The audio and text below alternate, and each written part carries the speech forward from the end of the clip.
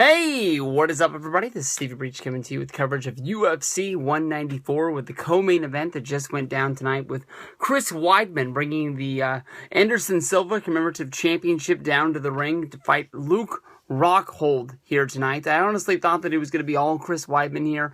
I don't think I've seen Luke Rockhold fight a whole lot, but man, oh man, this was a fight. This was a really good one. We have a new middleweight champion.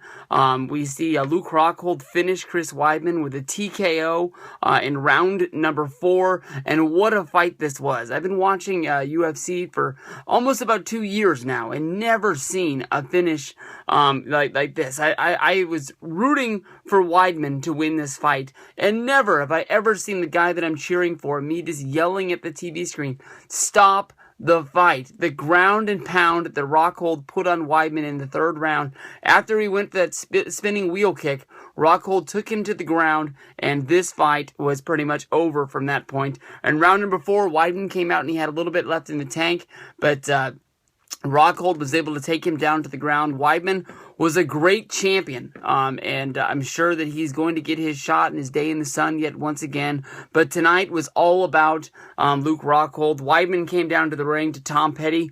Won't back down. Great stuff. Chris Weidman had never been taken down longer than 3 seconds in his entire UFC career, but spent a lot of time on the ground in this fight. Weidman was on Rockhold's back early in the fight, only to get rolled over and Rockhold take control down there on the ground. Rockhold was trying to get his guillotine locked in the 1st round.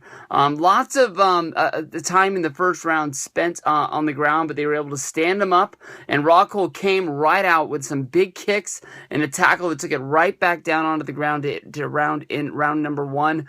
They touched gloves to show respect coming out in round number 2. There was a lot of smack talk between these two guys, so I was surprised to see this much respect from these guys. Every time they came out, they always did the gloves, and that's taught in UFC, but not always implied by Ronda Rousey. But Rockhold came out. He hit a big hard kicks in round number 2, and Weidman was looking for a big punch, but we saw him, throw a lot of punches and just wasn't able to land it, wasn't able to lock it in, and every time he was going for that, Rockhold was right there with kicks to the body, and Weidman got rocked.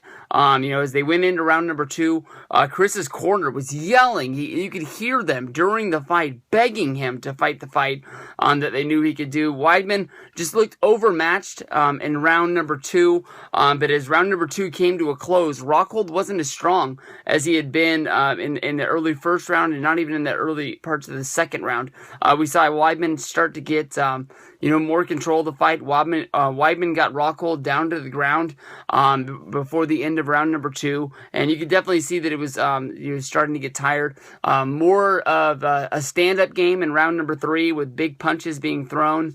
But in round 3, he went for that wheel kick, and Rockhold took him to the ground with about 60 seconds left in the round, and was just punched to the face. Weidman was covered up.